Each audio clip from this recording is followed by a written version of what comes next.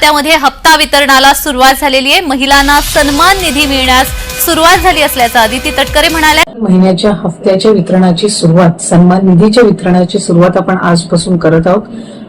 आज लाडक्या बहिणींच्या खात्यात पैसे येणार का हे आपण ह्या व्हिडिओमध्ये पाहणार आहोत। आज आहे गुरुवार 18 जून आणि आज वितरण होणार आहे का हे आपण ह्या व्हिडिओमध्ये पाहणार आहोत।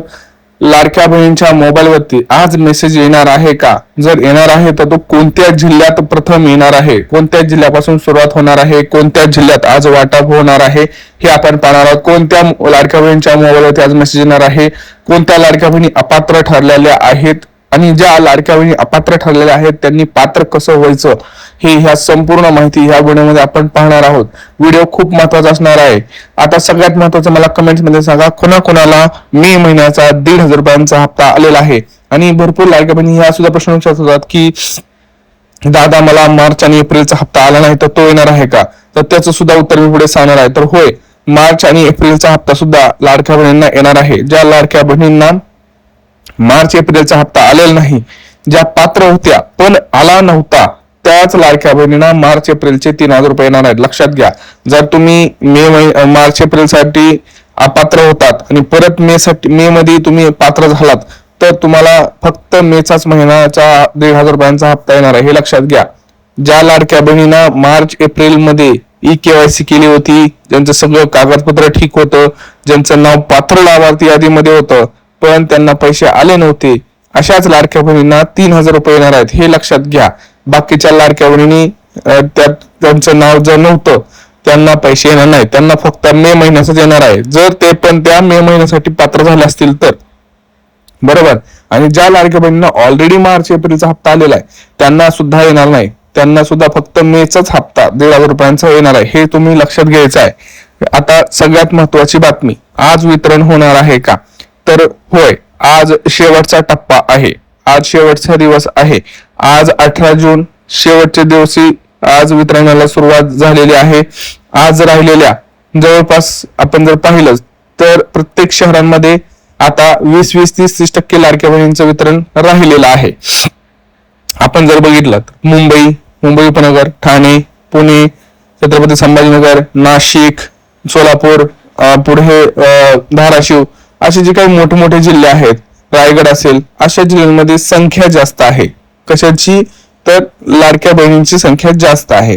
तर इथं एकत्र हप्ता वितरण कधीच होत नाही, हे हप्ता वितरण टप्प्याटप्प्यात होतं।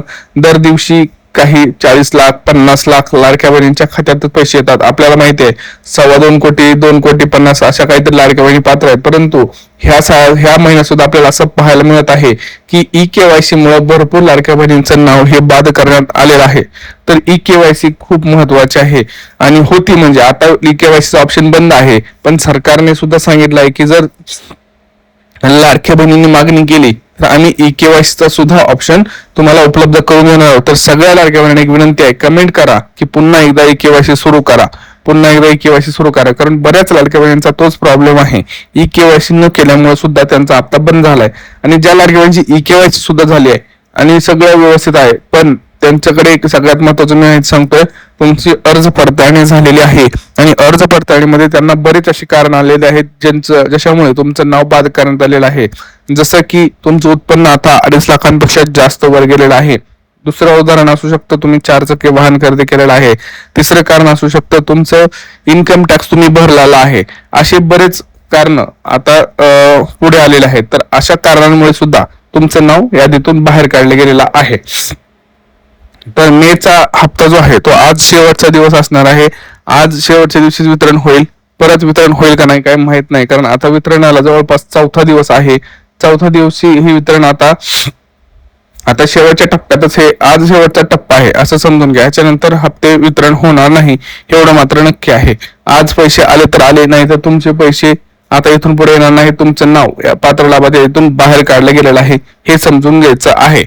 हे समजलं आता तुम्हाला काय होत आहे नेमकं, त्याची कारण सुद्धा मी तुम्हाला सांगितलं। पहिलं तरी KYC आणि KYC झाले असेल तर बाकीची जी कारण आहेत ते सुद्धा तुम्हाला सांगितले आहेत। जर आता तुम्हाला पुनर्अर्ज पडताळणी करायची आहे की बाबा खरंच माझं नाव कुठल्या कारणामुळे बाद करण्यात आलेलं आहे, तर तुम्ही विनंती अर्ज करू शकता। तुमच्या अंगणवाडीमध्ये किंवा जवळच्या तुमचा जो काही महिला व बालविकास अधिकारी विभाग आहे त्या विभागामध्ये जाऊन त्यांना तुम्ही विनंती करा की मला एक फॉर्म द्या ज्याचा विषय आहे लाडकी बहीण योजनेचा लाभ सुरू करण्याबाबत. याच्यामध्ये तुम्हाला तुमचा फॉर्म भरून द्यायचा आहे, तुमचं अर्ज क्रमांक, तुमचा आधार चे झेरॉक्स, तुमचा मोबाईल नंबर हे सगळं करून सही करून तुम्हाला जमा करायचे. त्याच्यानंतर काय होईल तर तुमची अर्ज पडताळणी होईल. बाबा तुमचं उत्पन्न किती आहे, तुमच्याकडे 4 चाकी वाहन आहे का, तुमच्या घरी कोणी सरकारी नोकरीला आहे का, या सगळ्या गोष्टी होतील. आणि जर ते त्यांना तसं सापडले नाही तर तुमचं नाव पुन्हा एकदा पात्र लाभार्थीमध्ये टाकण्यात येईल. हे सुद्धा तेवढंच नक्की आहे. आणि जर ई-केवायसी नसेल तर ते सांगतील की तुमची ई-केवायसी राहिली होती. मग ई-केवायसी राहिली तर ती सरकार आपल्याला लवकरच सुरू करून देणार आहे ई-केवायसी ऑप्शन. तर त्यावेळेस तुम्ही ई-केवायसी करा. तसा व्हिडिओ मी लगेच टाकेन. जशी ई-केवायसी ऑप्शन आपल्याला दिसेल तसा पहिला व्हिडिओ तर आपण सगळ्यात आधी टाकणार आहोत. त्यामुळे युट्यूबला आपल्या चॅनलला आधी पहिल्यांदा सबस्क्राईब करा.